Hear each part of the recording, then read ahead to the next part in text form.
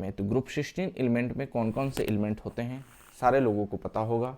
तो ये है ऑक्सीजन, है ना, sulphur, selenium, tellurium, polonium and livermorium. तो ग्रुप 16 एलिमेंट को एक और नाम से जाना जाता है जिसका नाम है चाल्कोजेंस। तो चाल्कोजेंस जो होता है वो कहाँ से आया है? तो according to Greek word chalco means होता है ओर फॉर्मिंग। तो जो ग्रुप 16 के एलिमेंट है जैसे ऑक्सीजन, सल्फर, ये सब मेनली नॉन मेटल है, और इन नॉन मेटल के साथ जो मेटल है वो रिएक्शन करके एक कंपाउंड बनाता है, और उस मेटल को प्राप्त करने के लिए जिस भी ओर को हम लोग प्रोसेस करके उस मेटल को निकालते हैं, वो जो ओर है उसमें ऑक्सीजन, सल्फर के रूप के फॉर्म, मतलब ऑक्सीजन और सल्फर से वो रिएक्शन किए हुए होता है मेटल, और कंपाउंड के फॉर्म में एग्जिस्ट करता है, इसीलिए इसका नाम क्या होता है? चाल्कोजेंस। तो ऑक्सीजन, सल्फर जो होता है ओर का एक इम्पॉर्टेंट एस्पेक्ट है, मतलब वो मेटल के साथ रिएक्शन करके ओर के फॉर्म में होता है अर्थ के क्रस्ट में। अब जैसे कि since all ore are form in the earth crust copper ore, most copper ore contain oxygen and sulphur. तो जैसे कि चाल्कोसाइट, क्यूप्राइट, तो इसमें जो ये ओर है जिससे हम लोग कॉपर को एक्सट्रैक्ट करेंगे, इसमें जो कॉपर है सल्फर से रिएक्शन करके एक कंपाउंड बनाए हुए है जिसका नाम हो गया चाल्कोसाइट, ये हो गया क्यूप्राइट। तो इसीलिए ग्रुप 16 वाले को चाल्कोजेंस बोला जाता है, क्योंकि according to Greek word chalco means होता है ओर फॉर्मिंग। तो ग्रुप 16 के जो एलिमेंट्स हैं जैसे ऑक्सीजन, सल्फर, ये मेटल से रिएक्ट करके ओर का फॉर्मेशन करते हैं और वो अर्थ क्रस्ट में मिलते हैं। अब हम लोग आगे के टॉपिक पे बात करते हैं कि जो ऑक्सीजन है, ऑक्सीजन जो most abundant element on the earth है बाय 46.6% बाई मास। मतलब कि ऑक्सीजन जो होता है वो एक इम्पॉर्टेंट एलिमेंट है पूरे अर्थ में, और टोटल अर्थ का जो मास है उसमें 46.6% ऑक्सीजन है।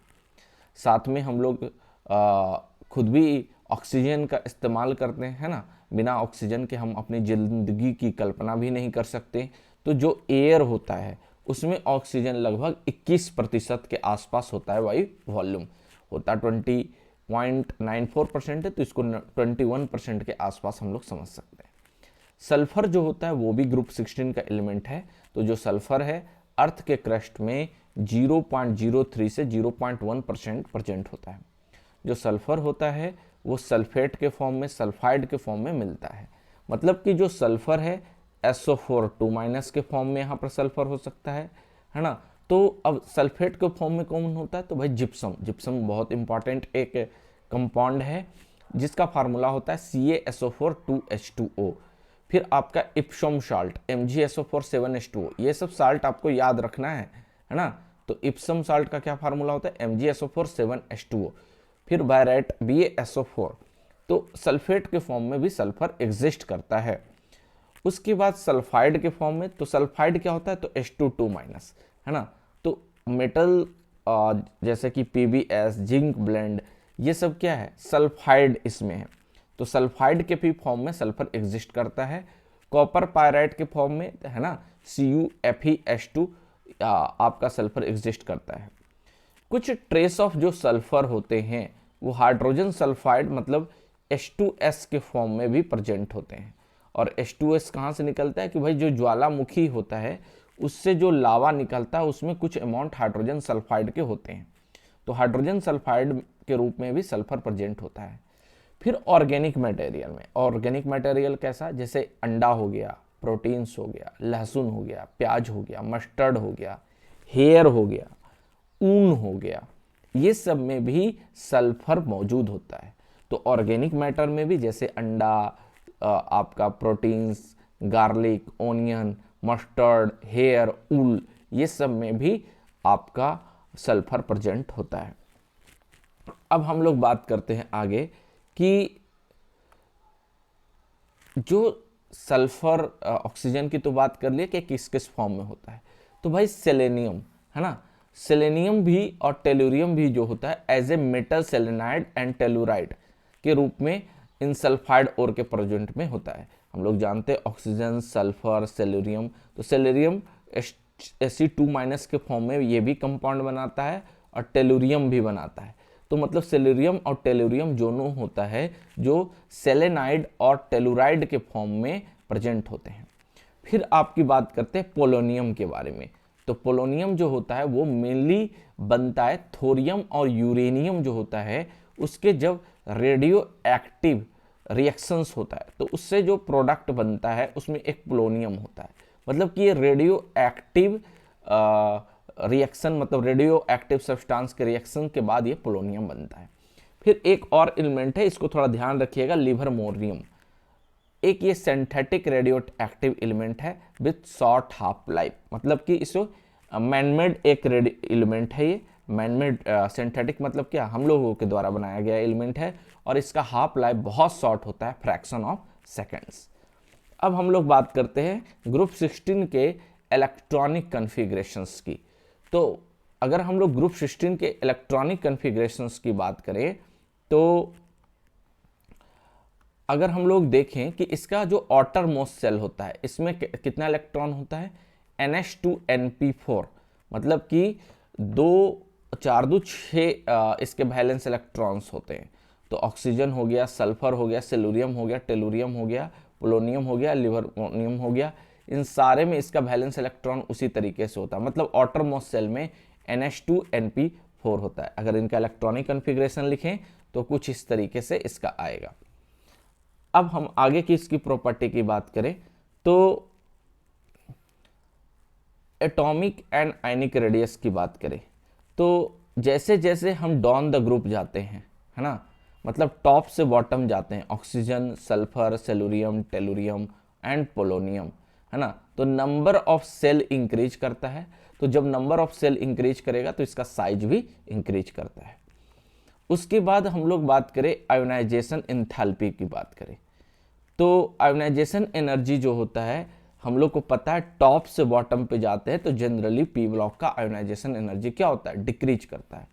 तो ऑक्सीजन जो होता है उसका आयोनाइजेशन एनर्जी सबसे ज़्यादा होता है।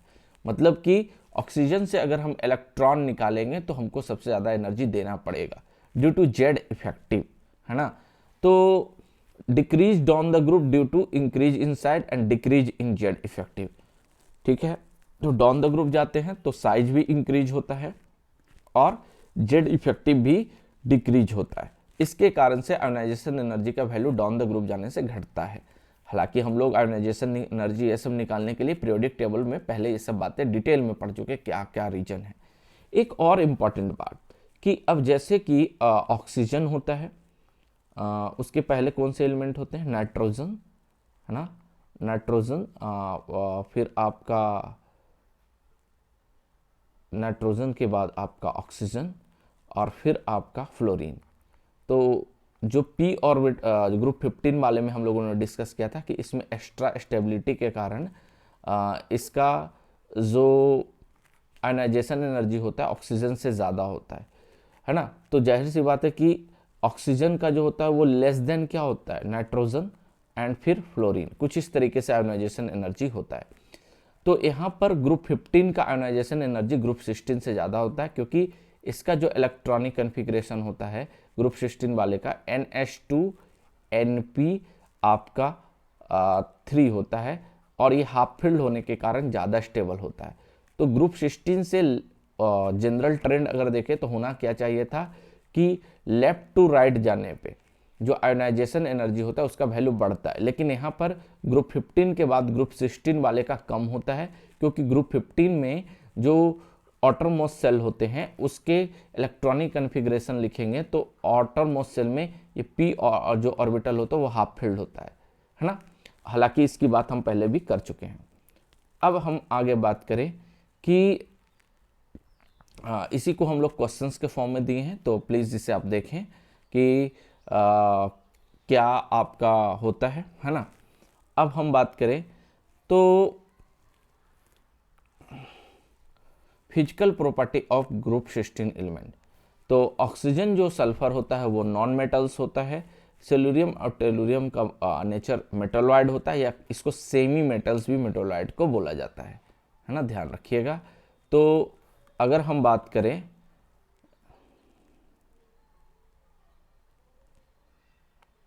इसको हम लोग सेमी मेटल्स भी बोलते हैं। पोलोनियम जो होता है एक मेटल्स होता है, और पोलोनियम मेटल्स होता है। It is a radio active element with short heart life, आपका 13.8 days. All this element exist allotropy, मतलब सारा एलिमेंट जो होता है एलोट्रॉपी को शो करता है। अगर हम मेल्टिंग एंड बॉइलिंग पॉइंट की बात करें तो डाउन द ग्रुप जाने से, मतलब oxygen, sulphur, selenium, tellurium and polonium, down the group जाने से melting and boiling point increase होता है। क्यों? Due to increase in atomic number and large difference. Oxygen और सल्फर के बीच मेल्टिंग एंड बॉइलिंग पॉइंट का लार्ज डिफरेंस होता है। इसका रीजन क्या है कि ऑक्सीजन जो होता है वो डाई एटॉमिक फॉर्म में होता है, और सल्फर जो होता है पॉली एटॉमिक मोलिक्यूल्स S8 के फॉर्म में होता है, और ये O2 के फॉर्म में होता है। इसी कारण से इन दोनों का जो मेल्टिंग एंड बॉइलिंग पॉइंट होता है वो ज़्यादा होता है ऑक्सीजन और सल्फर के बीच, क्योंकि O जो होता है डाई एटॉमिक और S जो होता है पॉली एटॉमिक मॉलिक्यूल्स होता है। अब हम बात करते हैं इसके ऑक्सीडेशन स्टेट के बारे में। तो ग्रुप 16 वाले एलिमेंट जो होते हैं, अब जैसे कि सल्फर ही होता है, तो सल्फर जो होता है वो -2 भी ऑक्सीडेशन स्टेट करता है जब सल्फाइड होता है ना, +2 भी शो करता है, फिर आपका +4 भी शो करता है, और +6 भी शो करता है ना। तो उसी तरीके से तो ग्रुप 16 का जो कॉमन ऑक्सीडेशन स्टेट होता है वो -2, +2, +4, +6 ये सारा शो करता है ग्रुप 16 वाला में। लेकिन माइनस ऑक्सीडेशन स्टेट कब शो करता है भाई? जब वो नॉन मेटल होता है ना, और वो मेटल से रिएक्शन करके अपना खुद का ऑक्सीडेशन स्टेट माइनस शो करता है। लेकिन डाउन द ग्रुप जाते हैं, अभी बताएं कि ऑक्सीजन और सल्फर क्या नॉन मेटल, फिर नीचे जो सेलुरियम टोलुरियम है उसका बिहेवियर मेटलॉइड के जैसा होता है, पोलोनियम मेटल है। तो डाउन द ग्रुप जाते हैं तो मेटेलिक प्रॉपर्टी बढ़ता है। तो मेटेलिक प्रॉपर्टी बढ़ने से उसका जो निगेटिव ऑक्सीडेशन स्टेट वाला जो दिखाने की टेंडेंसी है वो डिक्रीज होता है due to metallic character increase. Polonium जो होता है वो हार्डली -2 ऑक्सीडेशन स्टेट शो करता है। जाहिर सी बात है डाउन द ग्रुप जाएंगे तो -2 ऑक्सीडेशन स्टेट दिखाने की टेंडेंसी घटेगी। तो जो पोलोनियम होता है वो बहुत ही रेयर -2 ऑक्सीडेशन स्टेट शो करता है। ऑक्सीजन एक ऐसा एलिमेंट है कि वो oxygen always minus oxidation state show करता है, किसी के साथ हो जाए।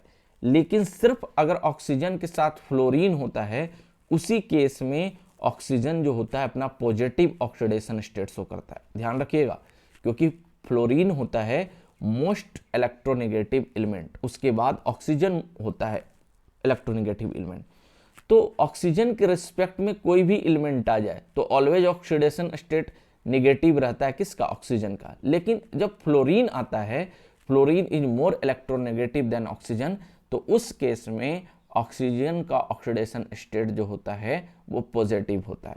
उसका एक कंपाउंड का एग्जांपल भी OF2, और एक और याद रखिएगा O2F2। उसके बाद हम लोग बात करें कि सल्फर, सेलुरियम, टेलुरियम ये सब जो होता है जनरली जो सल्फर सेलुरियम यूजुअली +4 ऑक्सीडेशन शो करता है इंडियर कंपाउंड विथ ऑक्सीजन, और फ्लोरीन के साथ +6 शो करता है। अब भाई जैसे कि SF6 होता है ना, तो यहाँ पर सल्फर का ऑक्सीडेशन स्टेट क्या हो जाएगा? +6। तो सल्फर, सेलुरियम, टेलुरियम यूजुअली, ये जनरल बात हो रही है ना, कुछ इसमें बहुत सारी चीज़ें अलग भी होती है बिहेवियर, लेकिन हमें अपने सिलेबस के दायरे में रखना है, तो इसीलिए जनरल जो डिस्कशन है P ब्लॉक का वो चल रहा है ना। तो सल्फर, सेलुरियम और टेलुरियम जो होता है +4 ऑक्सीडेशन स्टेट शो करता है, +6 करता है फ्लोरीन के साथ, है ना, +4 करता है ऑक्सीजन वगैरह के साथ। और जैसे जैसे डाउन द ग्रुप जाते हैं वैसे वैसे +6 की ऑक्सीडेशन स्टेट की स्टेबिलिटी क्या होता है, डिक्रीज होता है, और +4 का क्या होता है, इंक्रीज होता है। क्यों? तो ये रीजन है इसका मेनली इनर्ट पेयर इफेक्ट। तो जैसे जैसे डाउन द ग्रुप जाएंगे तो +6 का ऑक्सीडेशन स्टेट डिक्रीज होता है और +4 स्टेट का इंक्रीज होता है due to inert pair effect. अब इनर्ट पेयर इफेक्ट हम पहले भी ग्रुप 15 में को भी डिस्कस किए हैं और इसकी एक सेपरेट वीडियो बनी हुई है जो मैंने टेलीग्राम पे और अपने पर्सनल वेबसाइट पे डाल रखा है, आप उसे देख लें इनर्ट पेयर इफेक्ट क्या होता है। और जो +4 और +6 ऑक्सीडेशन स्टेट जब शो करता है तो वो जो बॉन्ड बनता है वो जनरली कैसा होता है, कोवैलेंट होता है। अब हम लोग बात करते हैं केमिकल प्रॉपर्टी ऑफ ग्रुप 16 की बात कर रहे हैं। तो सबसे पहले बात कि जो ये ग्रुप 16 वाला एलिमेंट है ना, ये हाइड्राइड बनाता है। मतलब अब H2O, H2S, H2SE है ना, H2TE और H2PO, तो ये सब हाइड्राइड हो गया। तो ये H2E टाइप हाइड्राइड बनाता है ना। ई के जगह पे कौन हो सकता है, oxygen, sulphur, selenium, tellurium and polonium. और हम लोग पहले भी पढ़ चुके हैं कि जैसे जैसे हम डाउन द ग्रुप जाते हैं, अब भाई H2O, H2S है ना, H2SE, H2TE, ठीक है, H2PO है ना। H2O में तो हाइब्रिडाइजेशन होता है लेकिन इसके नीचे हाइब्रिडाइजेशन नहीं होता है। ड्रैगो रूल के अकॉर्डिंग हाइब्रिडाइजेशन नहीं होता है। अब ड्रैगो रूल हम लोग केमिकल बॉन्डिंग में पढ़ चुके हैं। खैर अगर आप उसे नहीं भी जानते तो भी कोई दिक्कत नहीं है। आप इस तरीके से समझिए कि डाउन द ग्रुप जाते हैं तो ये जो बॉन्ड होता है HE बॉन्ड, मतलब कि जैसे sulphur hydrogen bond, selenium hydrogen bond है ना, टेलुरियम हाइड्रोजन बॉन्ड, ये वीक होता जाता है। क्यों? क्योंकि 1s होता है ना, और ये जो होता है सल्फर का कौन सा ऑर्बिटल यहाँ पर यूज होता है बॉन्डिंग के लिए, ओवरलैपिंग के लिए। तो इसमें मान लीजिए सल्फर का यूज हो रहा है 3p है ना, तो 3p 1s का ओवरलैपिंग से ये बॉन्ड बना है। नीचे ये 4p से बनेगा और 1s से।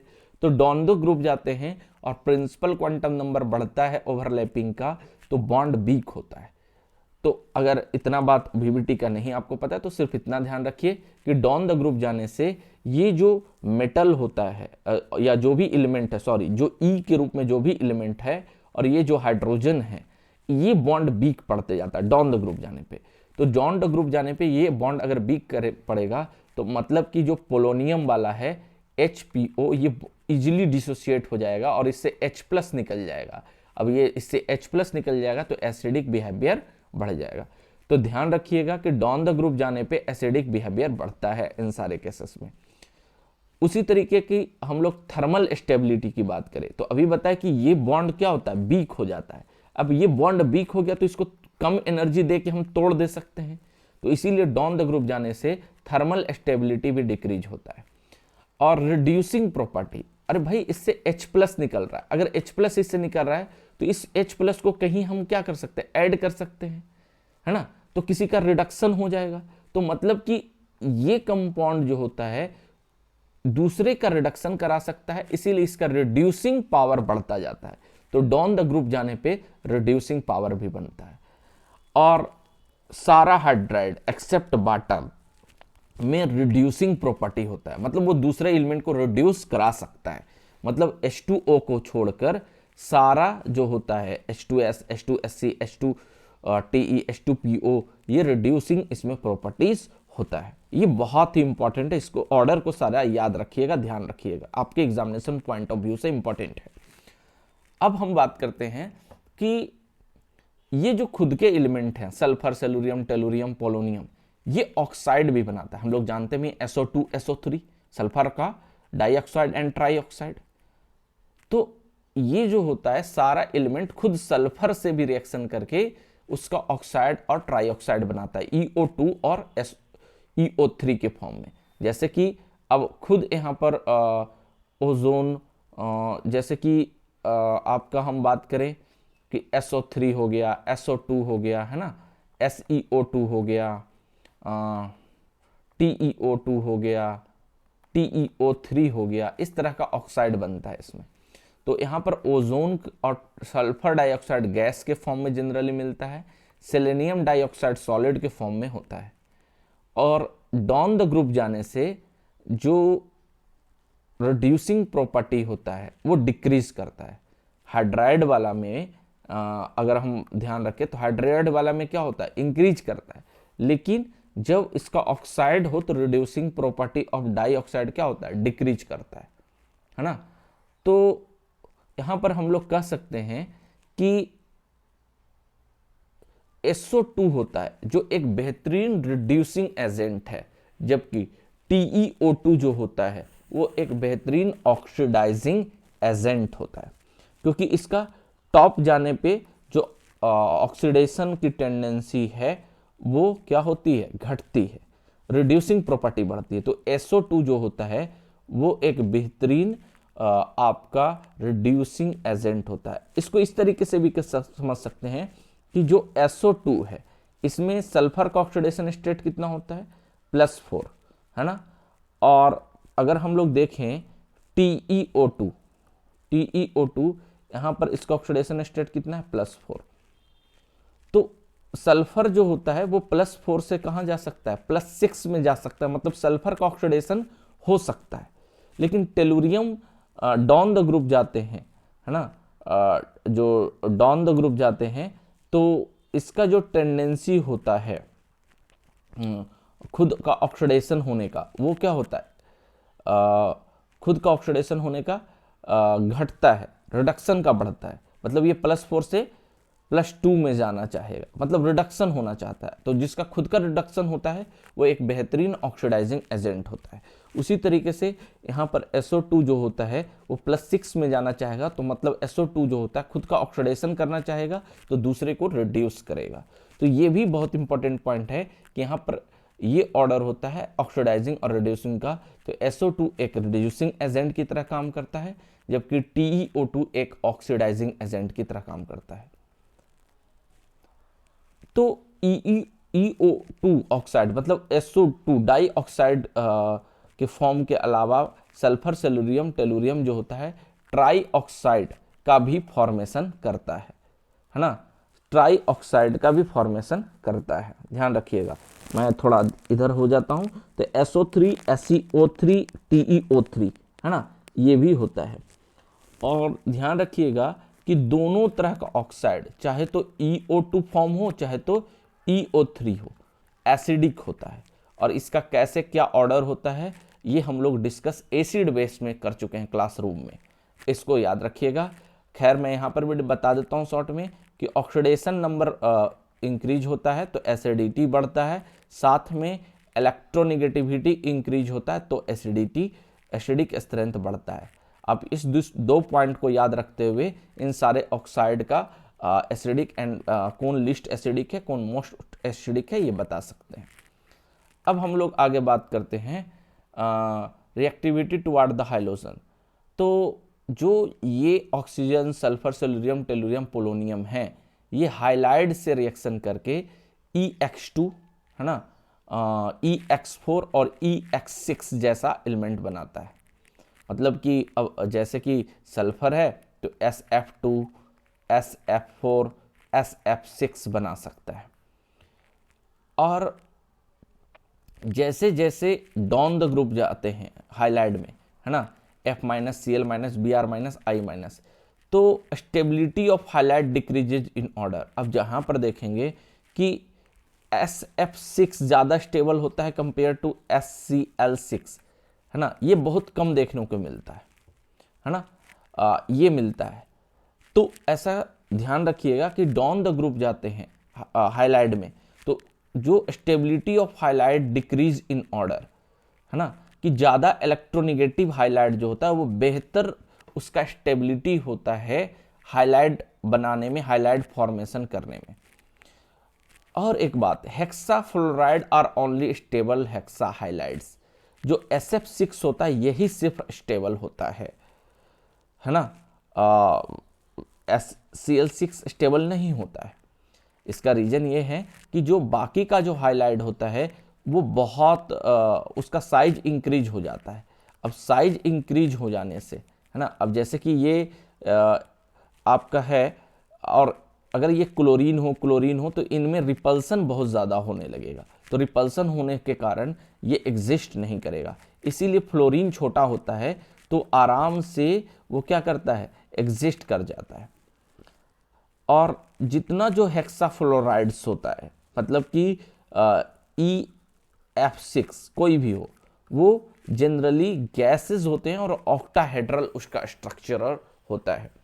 तो इस स्लाइड का में यही बात बताया गया कि जो आपके ग्रुप 16 वाले एलिमेंट है वो हाइलोजन से रिएक्शन करके EX2, EX4 और EX6 बनाते हैं, लेकिन जो हाइलाइट 6 वाला होता है उसमें फ्लोरीन वाला ही ज़्यादा स्टेबल होता है।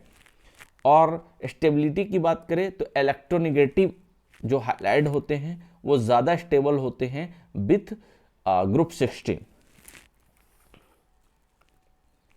अब हम बात करते हैं कि जैसे कि अब यहाँ पर SF4 जो होता है वो गैस होता है, SeF4 जो होता है लिक्विड होता है, और TeF4 क्या होता है, सॉलिड्स होता है।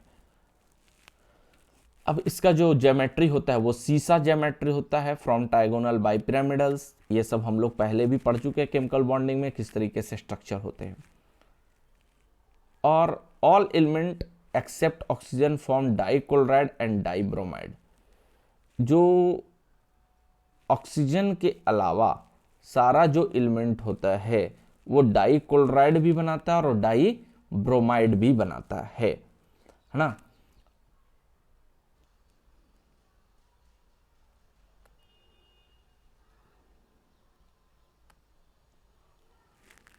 अब ग्रुप 16 के कुछ इंपॉर्टेंट कंपाउंड की बात करें तो उसमें से सबसे पहला बात करते हैं डाई ऑक्सीजन O2 की।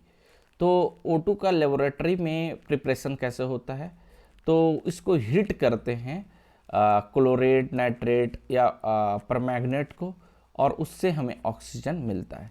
तो जैसे यहाँ पर KClO3 को हीट कर रहे हैं MnO2 के प्रेजेंस में, तो KCl और O2 मिल रहा है।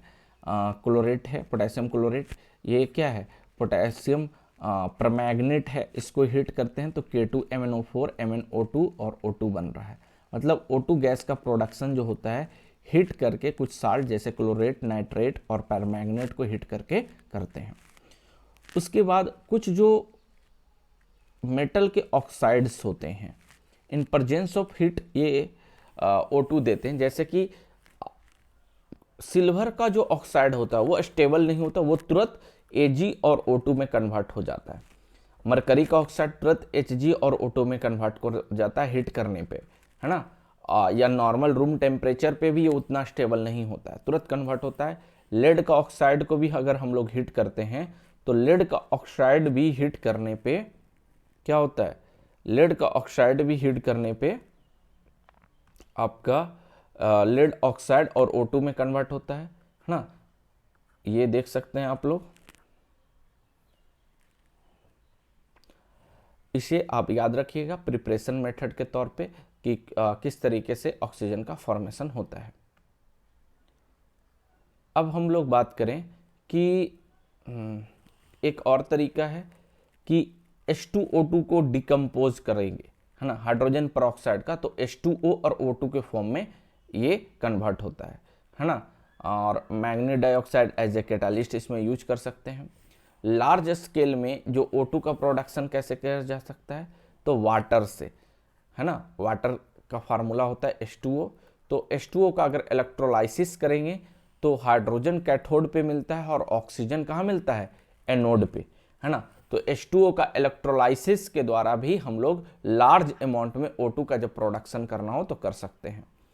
और इंडस्ट्रियली O2 कहाँ से मिलता है, तो जो एयर होता है उससे CO2, वाटर वेपर और N2 और O2 को रिमूव कर दिया जाता है एयर से, क्योंकि हम लोग अभी देखिए कि जो एयर होता है उसमें 21% जो होता है वो क्या होता है, ऑक्सीजन होता है।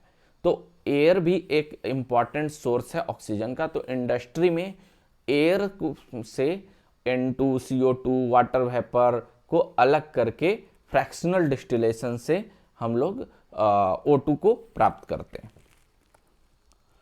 और अगर हम O2 की बात करें प्रॉपर्टी का, तो ये कलरलेस होता है, ओडरलेस गैस है, और ये 90 केल्विन पे, है ना, लिक्विफाई हो जाता है और फ्रीज होता है 55 केल्विन पे।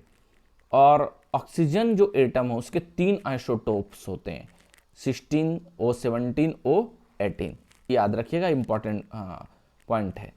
मोलिकुलर ऑक्सीजन जो होता है O2 वो पैरामैग्नेटिक इन नेचर होता है। ये सब हम लोग केमिकल बॉन्डिंग में डिस्कस कर चुके हैं। जब MO2 शुरू करते हैं उसी समय बताते हैं कि भाई O2 जो होता है वो पैरामैग्नेटिक होता है, जबकि VBT उसको डायमैग्नेटिक बताया था। तो आई होप आपको केमिकल बॉन्डिंग में इसके बारे में पता होगा कि जो O2 होता है वो पैरामैग्नेटिक होता है।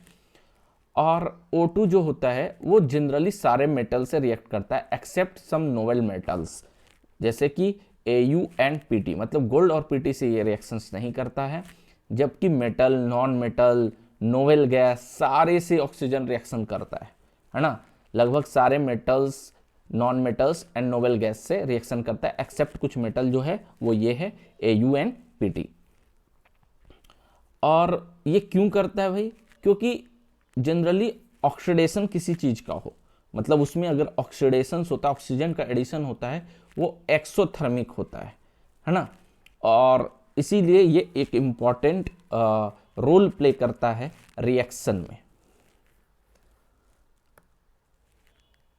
यहाँ पर ऑक्सीजन का कुछ इंपॉर्टेंट रिएक्शन दिया हुआ है मेटल नॉन मेटल के साथ, कि कैल्शियम से रिएक्शन करके CaO, एल्युमिनियम के साथ भी रिएक्शन करता है। फास्फोरस का टाइप बता चुके हैं हम लोग पहले ही, है ना, red phosphorus, black phosphorus, alpha beta black phosphorus, है ना, वाइट फास्फोरस। तो ये ऑक्सीडेशन फास्फोरस का करता है तो P4O10 बनाता है। कार्बन के साथ CO2, ZnSnO2 तो ZnO, मीथेन के साथ ऑक्सीडेशन होगा तो CO2, और कुछ कंपाउंड का भी ऑक्सीडेशन करता है, जैसे SO2 है, ये ऑक्सीडेशन के बाद SO3 बन गया और इसको कैटालिस्ट की जरूरत पड़ती है, जो कि क्या है V2O5। HCl है तो HCl का ऑक्सीडेशन करता है ऑक्सीजन CuCl2 के प्रेजेंट में, तो Cl2 मतलब क्लोरीन गैस का प्रोडक्शन होता है। तो ये कुछ इंपॉर्टेंट रिएक्शंस, इसे याद रखिएगा। आई मोस्टली ये तो आपको रिएक्शंस याद होंगे, 2-3 बार देख लीजिएगा, आपको मेमोराइज हो जाएंगे। अब O2 का यूज कहाँ है? तो O2 का सबसे बड़ा यूज रिस्पायरेशन में, कंबसन प्रोसेस में। हम लोग बिना O2 का सांस नहीं ले पाएंगे, जिंदा नहीं रहेंगे। फिर ऑक्सीजन का यूज होता है बिल्डिंग में भी, है ना। बिल्डिंग में ऑक्सी एसेटिलीन का यूज होता है, तो ऑक्सीजन का यूज होता है बिल्डिंग में भी। बहुत सारे मेटल्स को बनाने में इसका यूज होता है। ऑक्सीजन सिलेंडर के रूप में हम लोग हॉस्पिटल में यूज करते हैं। हाई एल्टीट्यूड पे जब फ्लाई करते हैं, माउंटेनिंग करते हैं, उसमें भी यूज होता है ना। कंबसन्स ऑफ फ्यूज, कुछ फ्यूज के कंबसन्स होते हैं, मतलब उससे हमको हीट निकलता है, एनर्जी निकलता है जब ऑक्सीजन के प्रेजेंस में वो जलता है ना। अब हम लोग बात करते हैं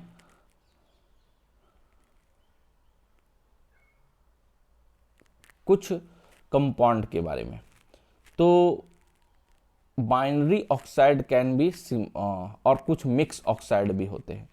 तो जैसे इसमें मैग्नीशियम का सिर्फ एक ही ऑक्सीडेशन स्टेट है, एल्युमिनियम का यहाँ एक ही ऑक्सीडेशन स्टेट है Al3+, यहाँ पर Mg2+। लेकिन कुछ मिक्स ऑक्साइड भी बनते हैं, जैसे यहाँ पर आयरन Fe3O4 में आयरन का 2 ऑक्सीडेशन स्टेट प्रेजेंट होता है, Fe2+ और Fe3+। उसी तरीके से PB3O4 में भी लेड का 2 ऑक्सीडेशन स्टेट वाला प्रेजेंट होता है, इसीलिए इसको मिक्स ऑक्साइड भी बोलते हैं, आयरन को भी और लेड को भी। टाइप ऑफ ऑक्साइड तो जनरली SO2 है, इसको वाटर से हाइड्रोलाइसिस करेंगे तो H2SO3 बनाएगा। अगर SO3 है, इसको वाटर से हाइड्रोलाइसिस करते हैं तो H2SO4 बनाता है ना। तो SO2, Cl2O7, CO2, N2O5, ये सब का हाइड्रोलाइसिस रिएक्शन हम पहले भी देख चुके हैं, है ना। और इसका जो नॉन मेटल ऑक्साइड्स होता है वो जनरली एसिडिक होता है, मतलब कि जितना नॉन मेटल ऑक्साइड्स हो, चाहे तो SO2 हो, Cl2O7 हो, CO2 हो, N2O5 हो, ये सब क्या है, एसिडिक है। कुछ मेटल के भी ऑक्साइड एसिडिक होते हैं, एसिडिक देता है, मतलब इनका भी रिएक्शन वाटर से कराया जाए तो एसिडिक होता है। लेकिन वो कब, जब ये मेटल हाई ऑक्सीडेशन स्टेट में होता है। लोअर ऑक्सीडेशन स्टेट का मेटल ऑक्साइड जो होता है वो एसिडिक नहीं होता है, लेकिन हाइयर ऑक्सीडेशन स्टेट 4-5 से ज़्यादा ऑक्सीडेशन स्टेट होता है, तब वो एसिडिक हो जाता है। और कुछ जो ऑक्साइड होते हैं वो बेसिक भी होते हैं, जैसे CaO से CaOH का होल 2 बना रहा है ना, जैसे N2O, CaO, BO, ये सब हम लोग पहले भी देख चुके हैं, S ब्लॉक में देख चुके हैं इसका रिएक्शंस। फिर हम लोग इनऑर्गेनिक के जो हाइड्रोलाइसिस रिएक्शंस होता है उसमें भी ये सब को हम लोग डिस्कस कर चुके हैं। कुछ एम्फोटोरिक ऑक्साइड है, जैसे L2O3, L2O3, मतलब ये एज ए बेस और एसिड दोनों बिहेव करता है। तो यहाँ पर एज ए, यहाँ पर देख रहे हैं कि L2O3 जो होता है वो एसिड से रिएक्शन किया, तो यहाँ पर ये एज ए बेस काम किया, और यहाँ पर बेस से रिएक्शन किया तो L2O3 कहाँ एज ए एसिड काम किया, है ना। तो इस तरीके के रिएक्शन शो होते हैं। तो एम्फोटोरिक ऑक्साइड्स भी होते हैं। कुछ जो होते हैं नेचुरल ऑक्साइड भी होते हैं, जैसे CO, NO और N2O, है ना। नेचुरल ऑक्साइड होते हैं, ना ही ये एसिडिक होते हैं और ना ही बेसिक होते हैं। तो ध्यान रखिएगा कि जो ऑक्साइड्स होते हैं, चाहे तो मेटल नॉन मेटल्स का, वो न्यूट्रल्स भी होते हैं, एम्फोटोरिक भी होते हैं, बेसिक्स भी होते हैं, एसिडिक भी होते हैं, है ना। तो कौन कैसे होता है ये हम लोग डिटेल एसिड बेस में भी बात कर चुके हैं। यहाँ कि कौन एसिडिक होता है, कौन बेसिक होता है, इसके बारे में अब हम लोग जो बात करते हैं वो ये है O3 का। ओजोन बहुत इंपॉर्टेंट कंपाउंड है, हम लोग कई बार इसके बारे में सुन चुके हैं। तो जो ओजोन है एलोट्रोपिक फॉर्म ऑफ ऑक्सीजन, और ये एक 2 रिएक्टिव एलिमेंट्स है। ये बनता है एटमॉस्फेरिक ऑक्सीजन से इन प्रेजेंस ऑफ सनलाइट, मतलब सनलाइट के प्रेजेंस में ये बनता है। और ओजोन करता क्या है, तो ओजोन जो होता है वो प्रोटेक्ट करता है, हम लोग काफ़ी सुन चुके हैं, UV रेडिएशन से। और slow dry steam of oxygen pass through silent electrical discharge, conversion of oxygen to ozone 10% occurs. तो जनरली हम लोग साइलेंट इलेक्ट्रिकल डिस्चार्ज मेथड से ऑक्सीजन को ओजोन में कन्वर्ट करते हैं, जिसमें ओजोन का 10% आपका लगभग कंसंट्रेशंस होता है। एक चीज़ और कि O2 से O3 का बनना एक इंडोथर्मिक प्रोसेस है ना। ये इंडोथर्मिक प्रोसेस है। O3 जो होता है वो लेस स्टेबल होता है। O3 जो होता है वो एक लेस स्टेबल होता है। तो O3 से O2 का बनना क्या प्रोसेस होगा, जब ये O2 से O3 बनना एंडोथर्मिक है तो ये क्या होगा, एक्सोथर्मिक। और एक्सोथर्मिक के साथ साथ इसमें एंट्रोपी भी इंक्रीज होता है, इसीलिए एंट्रोपी भी इंक्रीज हो रहा है और एक्सोथर्मिक भी है। तो डेल्टा जी जो होता है इक्वल टू क्या होता है, delta H minus T delta S। इसी कारण से ये इसका गिब्स फ्री एनर्जी निगेटिव बहुत हाईली हो जाता है। तो ज़्यादा अमाउंट में O3 अगर हम लोग रखेंगे तो वो एक्सप्लोड कर जाता है ना। अब ओजोनाइजर बैटरी का यूज किया जाता है अगर 10% से ज़्यादा O3 होता है। और pure oxygen ozone is condense in vessels surrounded by liquid oxygen. जब पूरा वेसल्स लिक्विड ऑक्सीजन से भरा पड़ा होता है तो वहाँ पर प्योर ओजोन को हम लोग कंडेंस करते हैं। अब जो O3 है ओजोन होता है वो पेल ब्लू गैस होता है, डार्क ब्लू लिक्विड होता है और वायलेट ब्लैक सॉलिड होता है। मतलब तीनों फॉर्म में हमको ओजोन मिल सकता है। जब गैस के फॉर्म में होगा तो पेल ब्लू होगा, जब लिक्विड के फॉर्म में होगा तो डार्क ब्लू होगा, और सॉलिड के फॉर्म में होगा तो जो वायलेट ब्लैक कलर का होगा। इसमें एक स्मेल होता है, और जब ये स्मॉल अमाउंट में होता है ओजोन तो हार्मलेस होता है, लेकिन जब ज़्यादा अमाउंट में होता है तो ये एक्सप्लोड करता है। क्यों एक्सप्लोड करता है अभी बताया, क्योंकि O3 थर्मोडायनेमिकली उतना स्टेबल नहीं होता, ये तुरंत O2 में कन्वर्ट करना चाहता है और यहाँ से एनर्जी डेल्टा जी निगेटिव निकलता है और इंट्रोपी भी इसका बढ़ता है। क्योंकि O3 टूटेगा तो ज़्यादा नंबर ऑफ मोल में O2 बनेगा, तो एंट्रोपी भी बढ़ता है, तो डेल्टा जी ओवरऑल इसका निगेटिव हो जाता है। तो ज़्यादा अमाउंट में रखेंगे तो तुरंत स्पॉन्टेनियस प्रोसेस होने के कारण ये O2 में इसका कन्वर्जन होगा और लार्ज अमाउंट में हीट रिलीज करेगा, इसलिए एज ए एक्सप्लोसिव काम करता है। जो ओजोन है एक पावरफुल ऑक्सीडाइजिंग एजेंट भी है। हम लोग पहले भी ओजोनालाइसिस ये सब ऑर्गेनिक का रिएक्शन पढ़ते हैं, वहाँ पर एडिशन ऑफ ऑक्सीजन करने के लिए इसको यूज करते हैं। तो O3 होता है एक ज़बरदस्त ऑक्सीडाइजिंग एजेंट है। तो इसके कुछ ऑक्सीडाइजिंग एजेंट के जो रिएक्शंस हैं वो यहाँ पर डिस्कस हैं, कि जैसे लिड सल्फाइड होता है, तो लिड सल्फाइड जब रिएक्शंस करता है ओजोन से तो लिड सल्फेट का फॉर्मेशन कर देता है। तो लिड सल्फेट का यहाँ पर फॉर्मेशन कर रहा है और O2 बन रहा है। आयोडाइड आयन है तो इसका भी -1 यहाँ पर है और यहाँ पर ये क्या हो गया 0, मतलब आयोडाइड आयन को भी ओजोन के प्रेजेंस में इसका भी ऑक्सीडेशन हो जाता है, इसीलिए O3 होता है एक ज़बरदस्त ऑक्सीडेशन एजेंट। इसके कुछ और भी इम्पॉर्टेंट रिएक्शंस हैं, उसको हम लोग यहाँ देख लेते हैं। तो ऑक्सीडेशन का अगर मान लिया जाए कि यहाँ पर O3 है ना, यहाँ पर O3 है तो कौन कब, तो एक O2 जरूर बनेगा, है ना, और बाकी एलिमेंट मैं इधर लिख देता हूँ। तो आइट कोई भी हो, है ना, आइट मतलब कि सल्फाइट हो SO3 -, नाइट्राइट हो NO2 -, और O3 मिल जाए तो इसको कन्वर्ट करेगा सल्फेट आयन में और किस में, नाइट्रेट में, मतलब आइट को 8 में बदल देगा, है ना, और O2 बनाएगा। ठीक है, उसके बाद अगर NO है तो इसका ऑक्सीडेशन करके NO2 बना देगा, कौन, ओजोन, और O2 बनेगा, जाहिर सी बात है। और SO2 है तो इसका ऑक्सीडेशन करके SO3 बना देगा, है ना। अगर आपका HX है ना, तो इसका क्या कर देगा, X2 बना लेगा, एक्सेप्ट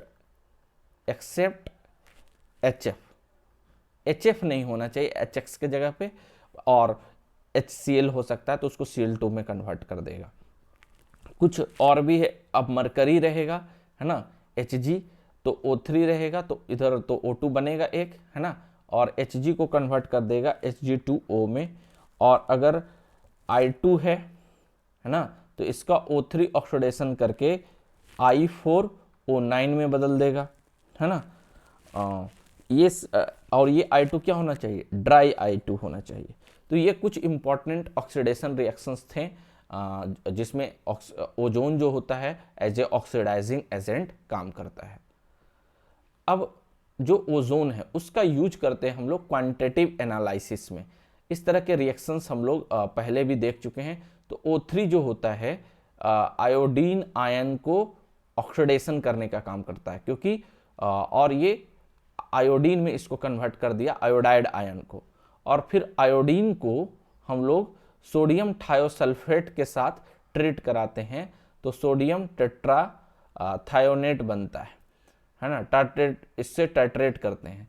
तो इससे हम O3 गैस का क्वांटिटी कितना अमाउंट में ये निकाल सकते हैं। अब जाहिर सी बात है कि एक्सेस अमाउंट में Ki लेंगे, तो Ki एक्सेस अमाउंट में लेंगे तो I माइनस इसमें होता है। अब मतलब कि ये लिमिटेड अमाउंट में होगा, है ना, तो जितना ग्राम इक्विवेलेंट ओजोन का होगा उतना ग्राम इक्विवेलेंट I2 बनेगा, और जितना I2 रहेगा उतना ये बनेगा। तो इसका अमाउंट पता करके हम लोग इसका अमाउंट पता कर लेंगे, और इसके अमाउंट से हम फिर इसका ग्राम इक्विवेलेंट निकालेंगे, और इसके ग्राम इक्विवेलेंट से ये मिल जाएगा। मतलब कि यहाँ पर gram equivalent of O3 equal to gram equivalent of I2 and gram equivalent of sodium thiosulphate होगा। मतलब इसका अगर हमको मालूम है x ग्राम इक्विवेलेंट, तो इसका भी x ग्राम इक्विवेलेंट होगा, और इसके बराबर इसका ग्राम इक्विवेलेंट होगा। तो इस तरीके से हम क्वांटिटेटिव मेजर कर देते हैं, और ये सब हम लोग रिडॉक्स टाइट्रेशन में डिटेल से इसका जो ये ग्राम इक्विवेलेंट का डिस्कस किए हैं, इसका न्यूमेरिकल काफ़ी सॉल्व कर चुके हैं। उसके बाद जो और प्रॉपर्टी है कि अभी डिस्कस किए कि NO का ऑक्सीडेशन करके क्या बना देगा, NO2 बना देगा, है ना। और nitrogen oxide emitted from jet air phloem might be depleting the O3 layer in the upper atmosphere. तो जो नाइट्रोजन का ऑक्साइड होता है ना, जो जैसे कोई भी ऑक्साइड हो, लेकिन NO2 जो होता है वो ज़्यादा हार्मफुल होता है, क्योंकि ये क्या करता है कि जेट एयरप्लेन से NO गैस निकलता है और ये O3 ओजोन से रिएक्शन करके NO2 इसका ऑक्सीडेशन होता है, जिससे अपर लेयर में ओजोन का क्या होगा, खात्मा होगा। क्योंकि जेट एयर बेस से जो भी जेट है, जो भी एयरप्लेन है, उससे NO अगर निकल रहा है वो O3 से रिएक्शन करके क्या बना लेगा, NO2 बना लेगा। तो ऊपर O3 लेयर में क्या होगा, घटेगा, तो UV रेडिएशन आने का चांस क्या होगा, ज़्यादा होगा। तो ये हमारे लिए इन्वायरमेंटल एक टेंशन की बात है। अनदर थ्रेट टू जो है from the use of freon present in aerosol spray as a refrigerant. तो हम लोग के लिए ये भी चिंता की विषय है कि हम लोग फेरॉन्स को एज ए यूज करते हैं किसमें, जो एरोसोल्स होता है स्प्रे और जो रेफ्रिजरेटर में गैस के रूप में यूज करते हैं, और ये भी हमारा ओजोन के लेयर को ख़त्म कर रहा है। जो फेरॉन्स हैं जो एरोसोल स्प्रे में होता है, और रेफ्रिजरेटर या बहुत सारे AC में जो होता है वो गैस हार्मफुल होता है ओजोन के लिए, ओजोन लेयर का उससे खात्मा होता है। तो हम लोग मोटा मोटी जो भी आपका डिस्कशन है ओजोन पे फिनिश कर रहे हैं। एक और बात, इसका जो स्ट्रक्चर है हम लोग केमिकल बॉन्डिंग में देख चुके हैं, और इसका यूज ओजोन का कैसा है। आजकल यूज भी काफ़ी एग्जाम में पूछा जा रहा है, तो इसको ध्यान रखिएगा कि ओजोन का यूज जो होता है जर्मिसाइड डिसइंफेक्शन के रूप में करते हैं, स्टेरलाइजिंग ऑफ वाटर में यूज करते हैं, ये एज ए ब्लीचिंग वाइल में यूज होता है, और ये एक ऑक्सीडाइजिंग एजेंट है in manufacture of potassium permanganate. मतलब पोटेशियम परमैंगनेट को बनाने में as a oxidising agent use होता है O3।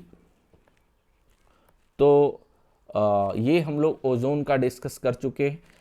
तो ग्रुप 15 हम लोग फिनिश कर चुके हैं। ग्रुप 16 में भी हम लोग ऑक्सीजन तक डिस्कस कर चुके हैं। नेक्स्ट वीडियोस में हम लोग डिस्कस करेंगे सल्फर से रिलेटेड कंपाउंड के बारे में। चलिए तो मिलते हैं फिर नेक्स्ट वीडियोस में।